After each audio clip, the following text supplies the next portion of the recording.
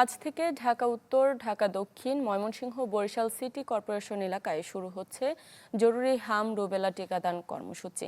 এসব সিটির প্রায় 12 লাখ শিশুকে টিকা দেওয়ার লক্ষ্যমাত্রা নির্ধারণ করেছে সরকার।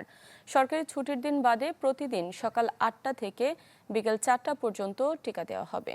সকাল 8টায় ঢাকা উত্তর সিটি কর্পোরেশনের করাইল বস্তিতে টিকাদান ক্যাম্পেইনের উদ্বোধন করবেন স্বাস্থ্য প্রতিমন্ত্রী ডাক্তার এম এ মুহিত। ডিএনসিসির 54টি ওয়ার্ডের প্রতিটিতে 3টি করে কেন্দ্র থাকবে। হামের প্রাদুর্ভাব বাড়ায় গেল 5 এপ্রিল প্রথম ধাপে দেশের 18টি জেলার 30টি উপজেলায় জরুরি এই কার্যক্রম শুরু হয়। দেশব্যাপী এই কার্যক্রম শুরু হবে 20 এপ্রিল।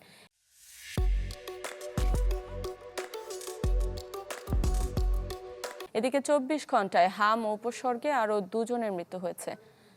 শনিবার স্বাস্থ্য অধিদপ্তরের বিজ্ঞপ্তিতে এ তথ্য জানানো হয়।